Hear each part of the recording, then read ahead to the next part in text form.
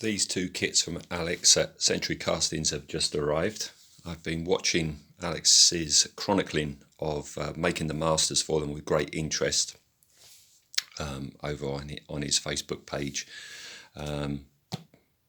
You may know I'm a big fan of Blake 7, so yeah, to get a decent kit of this has always been a goal of mine. There's never, oh no, I don't know. I think there was a small resin kit of the Space Master produced back in the 80s. Was it Comet Miniatures? I think there was a small white metal or resin kit of the Space Master, but this is Alex's latest kit. This one came out shortly before. So they both arrived today. This one's a bit dented. Thank you, postman. So this is the unboxing. I haven't opened either of them. So so let's go. We'll go with the Space Master first. I'll move the Liberator out of the way, which weighs a ton. That's a proper resin kit. That's none of your 3D printeds. Right, Space Master. What we got? All right, so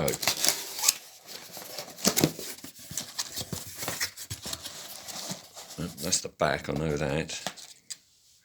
You see in Time Squad a big shot of the rear engine. So that's the rear engine.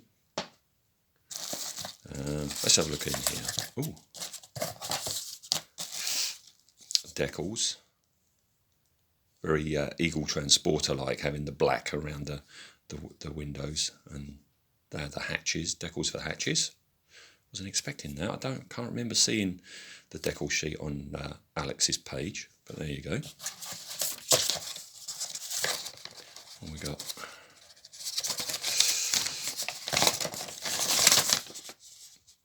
Okay, this is usual for Alex with Century Castings. A little instruction sheet and how to advise to wash and etc. etc. So that's that. Good. And we've got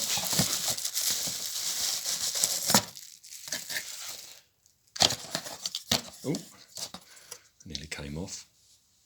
There we go. That's odd.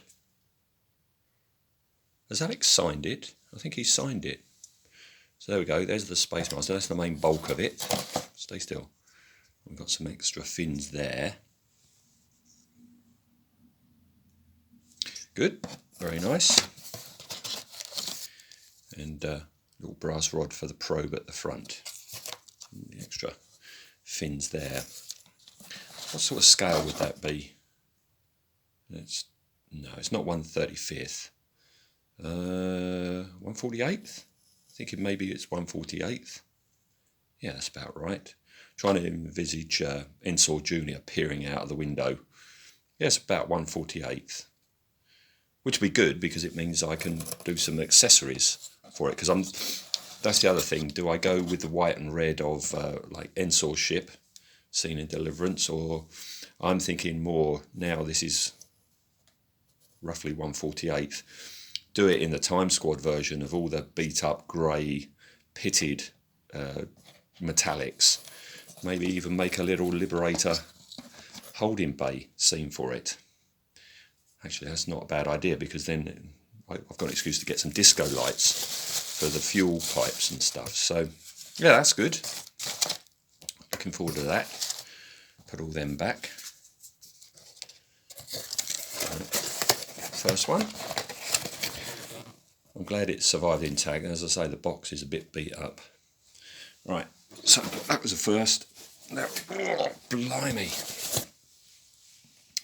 Alex, if I get a hernia from lifting this, I'm going to name it after you. Right. Okay. Decal sheet. Good. Now what we got? Rod of aluminium for the stand. Oh, I remember these from when I did the old Comet Miniatures one. Okay, that's for the detail things on the 3 pods. Wow, well done, Alex. Look at that. Lots of brass rodding for the the prongs in a plastic test tube. This is what I love about Alex. He goes up above and beyond with packing and stuff. I've had kits off of him before where, you know, they come in proper, you know, hard plastic cases, which you can just reuse for storage. It's an excellent touch. All right, that's them.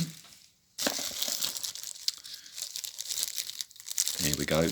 This always is a worry of mine. These are the arms that hold the pods on. I don't know if those the prongs are all of them, or whether Alex has included some to drill a hole there and put brass in, because that's what I'm going to do. I'm not going to trust the join. It might be all right to begin with, but maybe over time it might sag. So I'm going to be drilling a hole and pinning these. So there we go, that's them. Wow, that's a lot of the weight. That's the base, like so.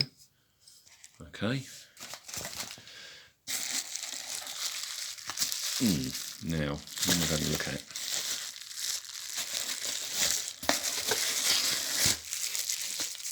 That's the 3 weapon things. Yep, definitely pinning them. These are solid resin. Each have quite a bit of weight. So, yeah, they're being pinned.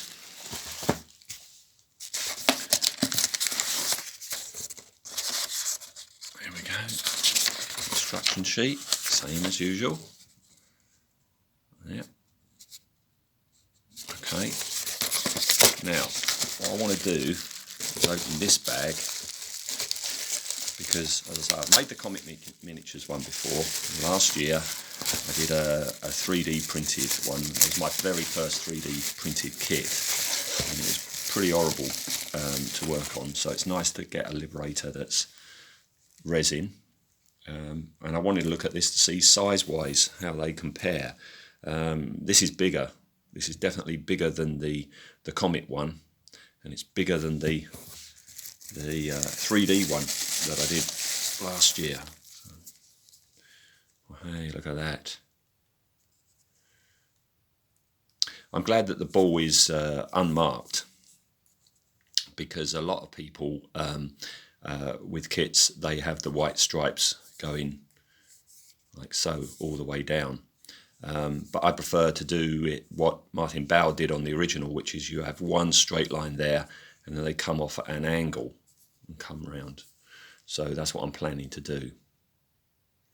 If I was any good at moulding or anything like that, I might have taken a mould of this and then cast it in clear green resin and then drill it out and put a bulb in to light it. But no. I'll just cock it up. And there we go. There's the middle bit. Hole all ready for the aluminium rod. So yeah. Very pleased to get these. Very pleased to see Alex is sticking with Blake 7 kits. So Alex, can you have a think about the next one? Yeah, looking forward to this. So yeah, this is part 1, the unboxing. Part 2s are going to be 2 separate videos chronicling each build. So see you for them.